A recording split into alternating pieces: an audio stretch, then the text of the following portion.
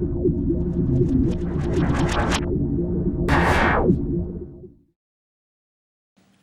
need to have safe and secured cyberspace cannot be overemphasized, as industry experts reveals alarming increase in the rate of cybercrimes globally. One company that has pioneered the fight against cybercrimes is Centrex Ethical Lab. Having trained government establishments, higher institutions of learning, and industry professionals in recent past, Centrex Ethical Lab has become a name on the lips of many. With me in the studio today is the Centrex team. To my immediate left is Mr. Atta Brimo. Mr. Atta Brimo is a web developer, a seasoned expert in cybersecurity, and a member of the Centrex team. Mr. Atta Brimo, you're welcome. Thank you. To my far left is Mr. Olusegun Deji. Mr. Olusegun Deji is the chairman of Centrex Ethical Lab. He is a seasoned professional, a veteran, and has contributed greatly to the development of ICT generally globally. Mr. Deji, you're welcome. Thank you. I also have with me here, my immediate right, the lead cybersecurity expert with Centrex Ethical Lab. He's by name Mr. Nsikak Joseph. Mr. Nsikak has contributed greatly to the fight against cybercrimes globally. Little wonder he is known to so many, including the media around the world, especially Nigeria. You're welcome, Mr. Nsikak. Thank you. My far right is Mr. Sam Urom. Mr. Sam Urom is the CEO of Tech Telling and a member of Centrex Ethical Lab. Mr. Sam has contributed greatly to the development of ICT globally with his works online and beyond. He's a seasoned expert also. You're welcome, Mr. Sam. Thank you. Thank you all for coming to join me today in the studio. I'm most delighted to have you. So what is the Cyber Security Month Awareness Campaign about? Okay, thank you, Dominic. Our company, Centrex Ethical Lab, is actually focused.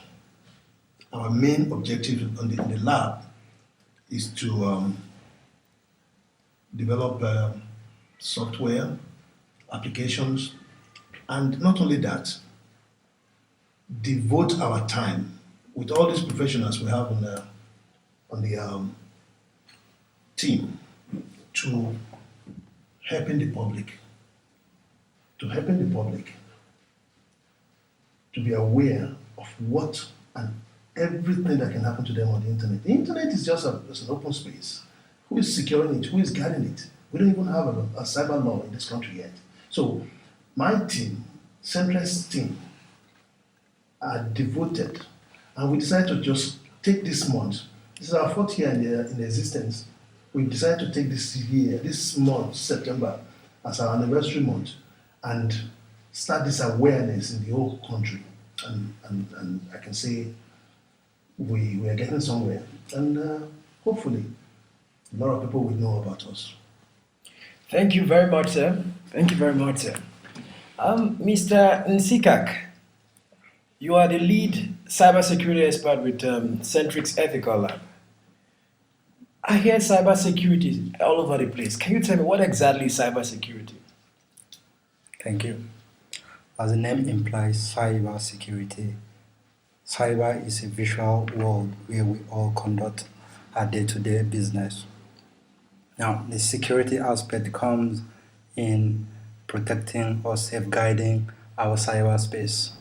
Now, we all know that in the world of cyberspace, the physical and the visual world come to a point of convergence. And this is the point where each and every one of us carry out our day-to-day activities.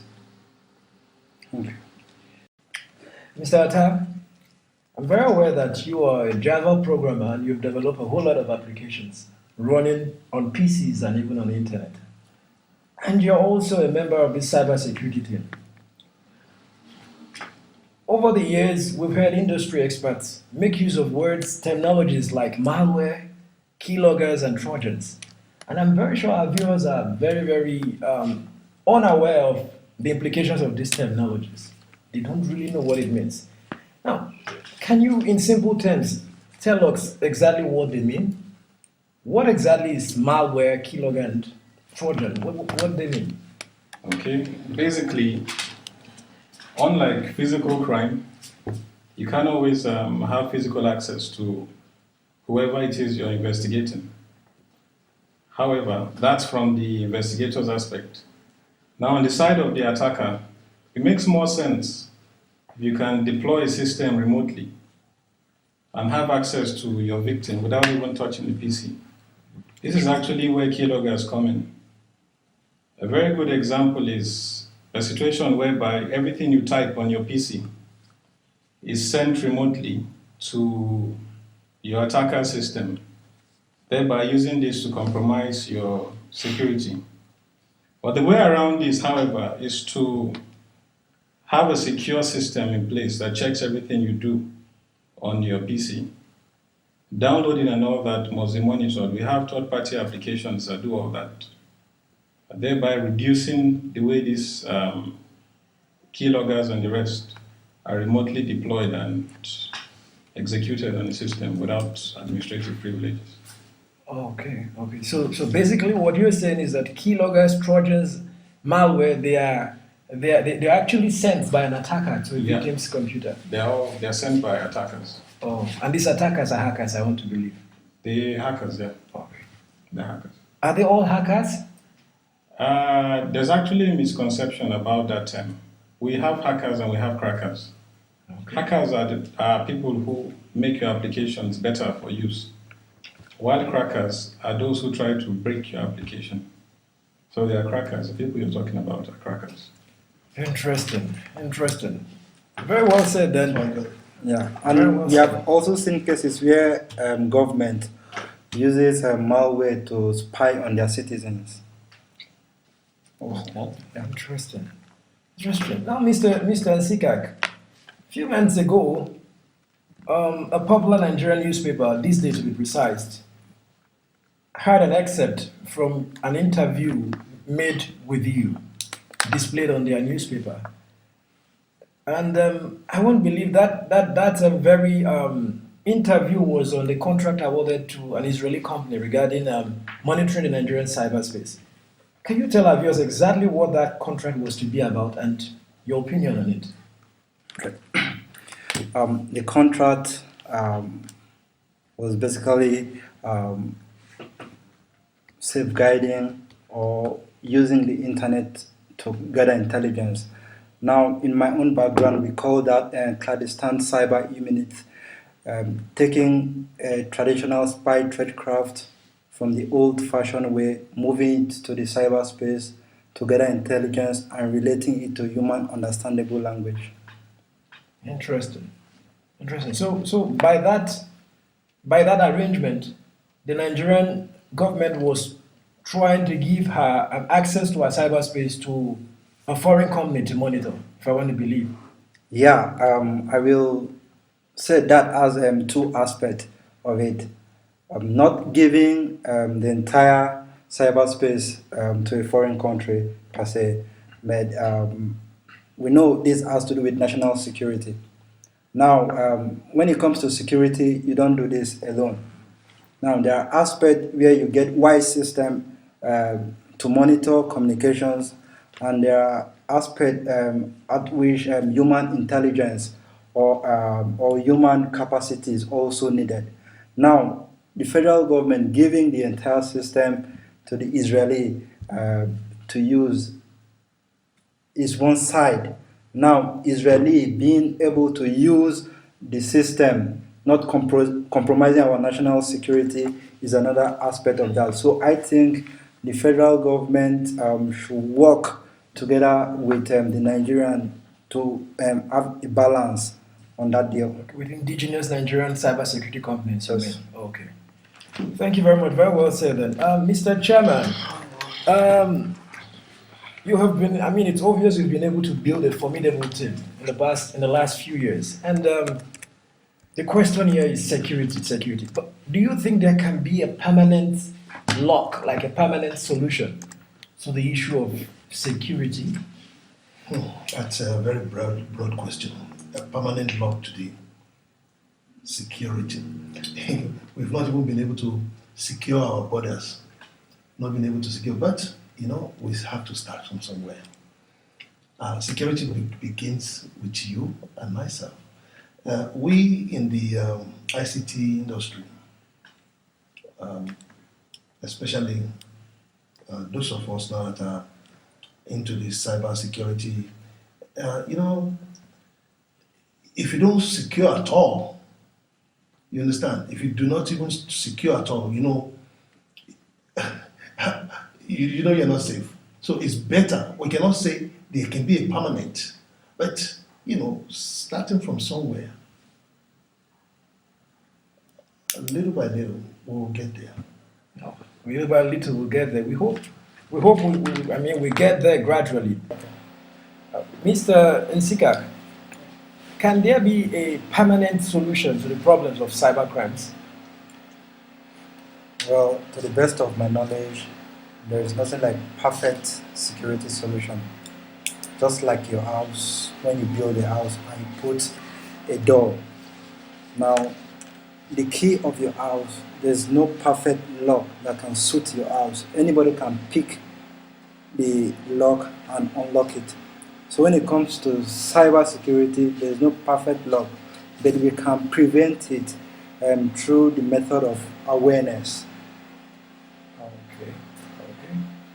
Thank you very much. Recently, Centrex Ethical Lab organized a training on cyber security and ethical hacking in Abuja, Nigeria.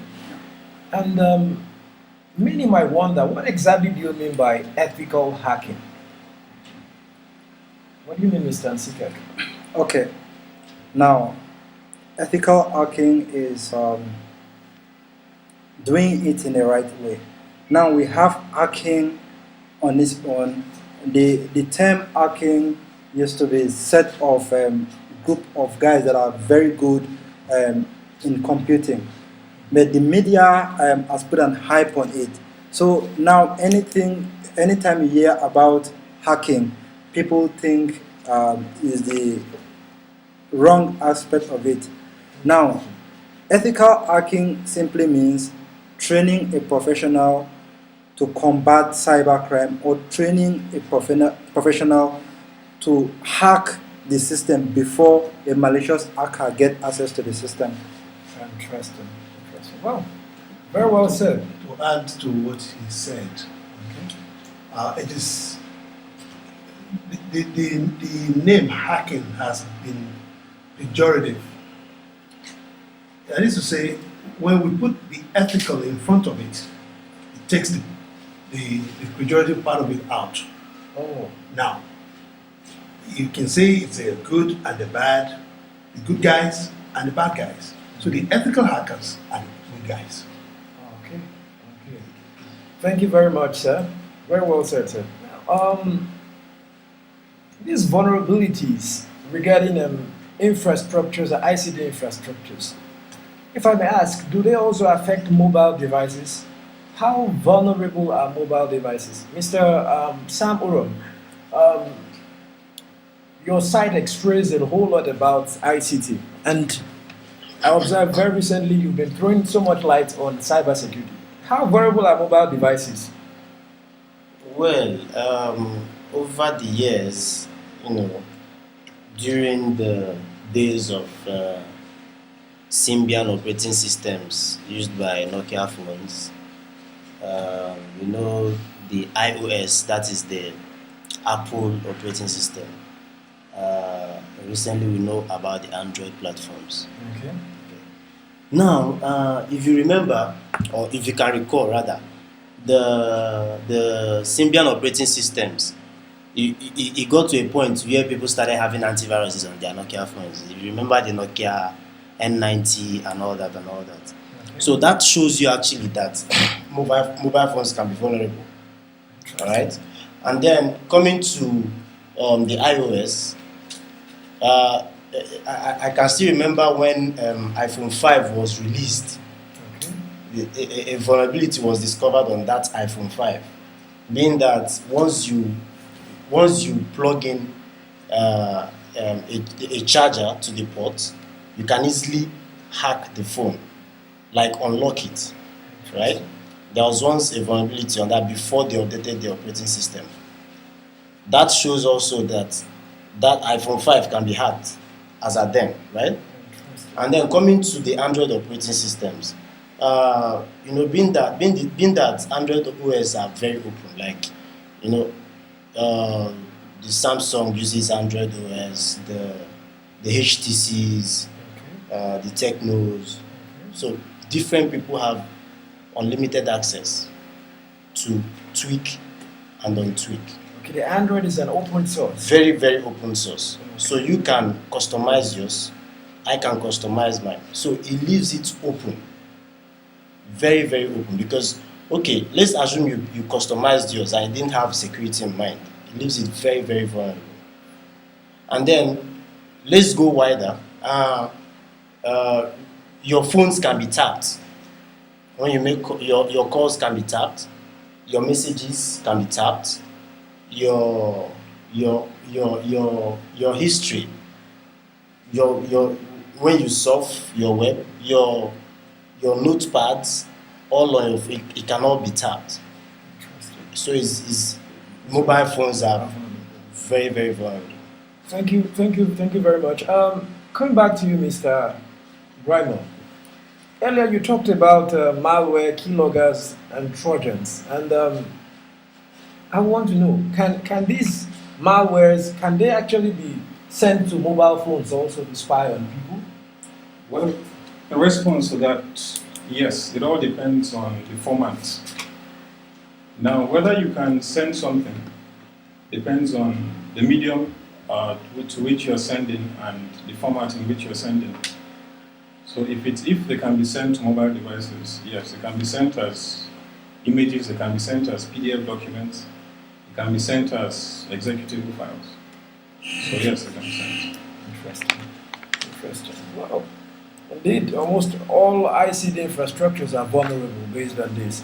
But I think our viewers will be interested in knowing how to reduce these vulnerabilities. How can we reduce vulnerabilities on our ICT systems, our ICT infrastructures? Mr. Chairman, can you? I was just going to butt into that. This is the whole essence of this our cyber security awareness month. Interesting. And if you look at look at the banner here, from day 1 to the last day of the month, we have given you points whereby people can be aware. For instance, today's look at the dates here. The first one says, think before you click.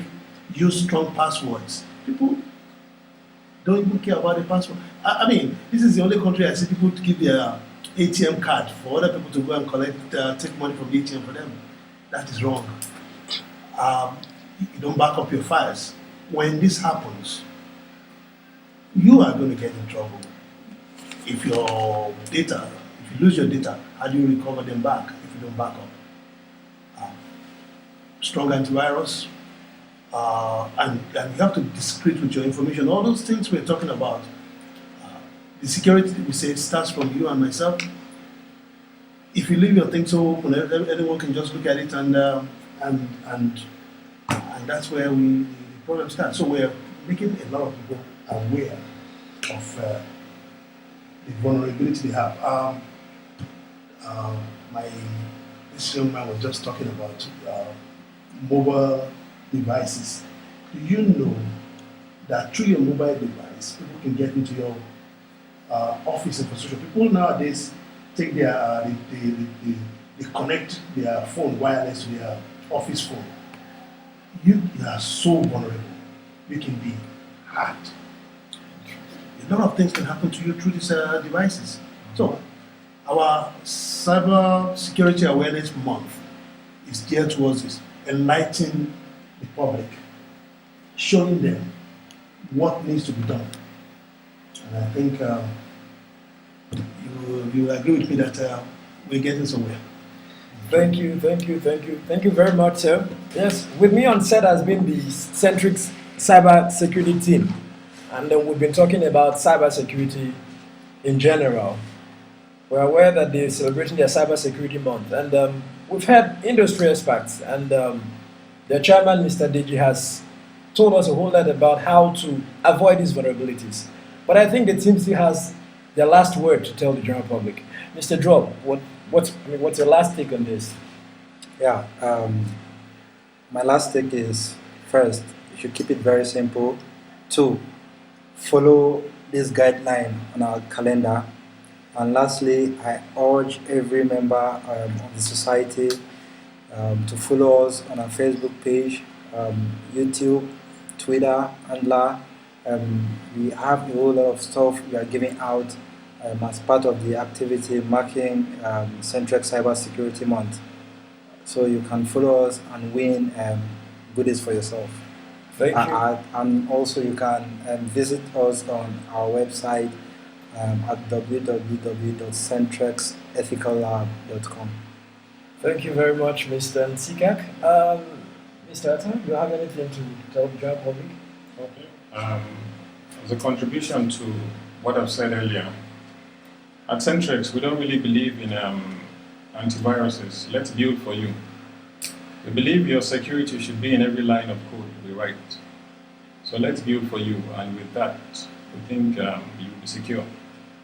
Thank you. Mr. Sam? Okay, my last take on everything we've said here. First of all, we need to be aware of so many things. We need to be aware of social engineering. We need to be aware of identity theft.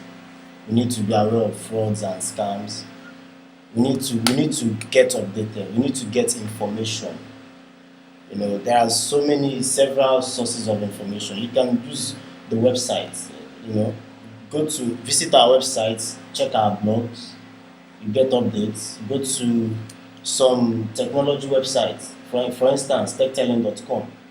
Get updates on cybersecurity, news. You know, controversial information that could help you. Interesting. Thank you, Mr. Sam. And our chairman, I'm sure you might also want to add to what your team has said. Training. Centrex Ethical Lab runs training. Training cannot be overemphasized. You need to get training. And that's part of our division in this company. We train. We train the security agencies or any other people that really are interested in cybersecurity. Come to us. We train you. We give you the secret. Thank you very much. You've heard from them. Think before you click. Update your antivirus. Get secured. These are tips, security tips the company is giving to everybody. And I enjoin you all to adhere to them. I'm Dominic Yodo, urging you to stay safe. Thanks.